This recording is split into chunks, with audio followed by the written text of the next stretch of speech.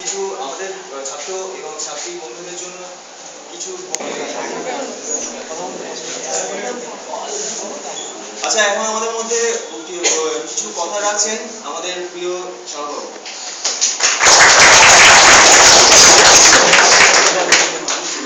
ঠিক আছে, আমরা তো সবসময় বলছি, তোমরা সবসময় শুনছো, ঠিক আছে। তো আজকের দিনটা বিশেষ করে গুরুত্ব রাখে এই কারণে যে আজকে টিচার্স ডে, বিশেষ করে আমাদের উদ্দেশ্য করে, শিক্ষক জগৎকে উদ্দেশ্য করে। তো এই দিনটা পালন করা হয় ডক্টর রাধাকৃষ্ণন, যিনি 1962-তে রাষ্ট্রপতি হিসাবে জয়েন করেছিলেন। ওনার বার্থডে সেলিব্রেট করার জন্যই প্রথমে কিছু ছাত্রছাত্রী এবং তার বন্ধুরা যায় তার কাছে এবং ওনাকে বলেন যে আপনার বার্থডে আজকে আমরা উদযাপন করব। তো উনি বলেন যে বার্থডে আমার উদযাপন করার দরকার নেই, আজকের দিনটা আমরা শিক্ষক দিবস হিসেবেই পালন করব, ঠিক আছে। তখন থেকে এই দিনটা বিশেষ করে শিক্ষক দিবস হিসাবে আমরা পালন করতে হয়। যাই হোক, আমরা সবসময় বলে আসছি এবং বলেও যাব, আমাদের যেমন মূল উদ্দেশ্য তোমাদের জীবনে তোমাদেরকে স্থাপন করা, প্রতিষ্ঠা করা, মানে তোমরা যে জেনারেল ওয়েতে ছিলে সেখান থেকে একটা বিশেষ টেকনিক্যাল লাইনে চলে এসছো এবং ভবিষ্যতে এই লাইনে অধিকাংশ ছেলে, ম্যাক্সিমাম ছেলেই থাকবে, কিছু ছেলে হয়তো অন্য লাইনে যেতে হবে। তো এখন তোমরা যে জিনিসটা শিখছো সেটা খুব গুরুত্ব সহকারে শিখো, কারণ এটার উপরে, এটাই হচ্ছে তোমাদের বেস। যেমন তোমাদের বেস শক্তপোক্ত হবে, ভবিষ্যতের ইমারত সেই অনুযায়ী গড়ে উঠবে। এবং প্রত্যেকটা দিন, প্রত্যেকটা সময়কে তোমরা ইউটিলাইজ করার চেষ্টা করো। আর অলরেডি তোমাদের বেশ কিছু সময় ওয়েস্ট হয়ে গেছে, বিশেষ করে সেকেন্ড ইয়ার যারা, তোমরা জানো আমার স্যাররা ট্রেনিংয়ে ছিলেন এবং সেই সময়টা এত আর মেকআপ দেওয়া যায় না। একজনের পক্ষে 2-3টে ব্যাচ, 4টে ব্যাচ, 4টে টাইম দেখা একই সময়ের পক্ষে সম্ভব নয়, যেহেতু তোমাদের ব্রাঞ্চগুলো আলাদা। ওয়েস্ট হয়েছে অনেক, ঠিক আছে, কিন্তু এই ওয়েস্ট কতটা হয়েছে সেটা নিয়ে চিন্তা করে বসে থেকে লস করে আরও লাভ নেই। তোমরা নিজের প্রচেষ্টা,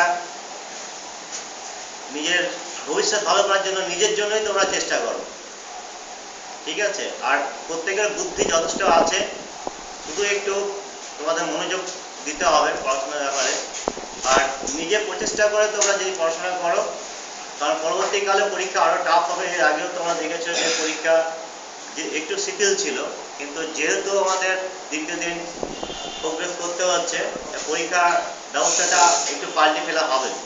তোমরা সেটা পরবর্তীকালে, আমি পরীক্ষার পরে তোমাদের এসে একবার বলেছিলাম, এই পরবর্তীকালে তোমার পরীক্ষাগুলো আরও টাইট হবে, সেখানে তোমাদের সেসব সুবিধা পাবে না। নিজের ক্ষমতাতেই তোমার থেকে পরীক্ষাগুলো দিতে হবে, ঠিক আছে। এই হলো, দেখবে হয়তো রেজাল্ট বাড়ালে কিছু ছেলে ফেল করছে, আস্তে আস্তে ফেলের সংখ্যাও বাড়বে। আর শুধু তোমরা এখানে আছো, এই একটা ইনস্টিটিউটের গণ্ডির মধ্যে আছো, সেটা ভাবলে হবে না। তোমরা কিন্তু এট এ টাইম এসছো, একই সেশনে শুরু করেছো, তোমার মতো এরকম প্যারালালি হাজার হাজার ইনস্টিটিউট চলছে, আইটিআই লেভেলের স্টুডেন্ট প্রডিউস করছে, ঠিক আছে। তোমাদের কম্পিটিশন শুধু নিজেদের মধ্যে না, অল ওভার ইন্ডিয়া। এই অনুযায়ী তোমাদের নিজেকে দেখো যে তোমরা শুধু ছোট্ট একটা ইনস্টিটিউটের মধ্যে সীমাবদ্ধ না। এর পরিবর্তে যখন কাজের বাজার তো যথেষ্ট আছে, ভালো ইলেকট্রিশিয়ান বা ভালো টেকনিশিয়ানের অভাব চিরদিন আছে, এবং তাদের পে স্কেল বা অন্যান্য সুযোগ সুবিধা অনেক ভালো ভালো কোম্পানি ভালো ভালো দেবে, কিন্তু নিজেকে সেই অনুযায়ী তৈরি করে রাখতে হবে। তা নাহলে তোমার এরপরেই ক্যাম্পাস রিক্রুটমেন্ট বা আলাদা পরীক্ষার সম্মুখীন হবে। এখন নিজের কোয়ালিটি যদি তৈরি করতে না পারো, সেইখানে সিম্পল প্রশ্নের মধ্যে উত্তর দিতে পারবে না। তোমরাও যেমনি লজ্জা হয়তো পাবে, ঠিক আছে, নাহলে তখন না পেলেও পরবর্তীকালে পাবে, এবং তার সঙ্গে লজ্জাটা আমাদের হবে, ইনস্টিটিউশনেরও হবে, ঠিক আছে।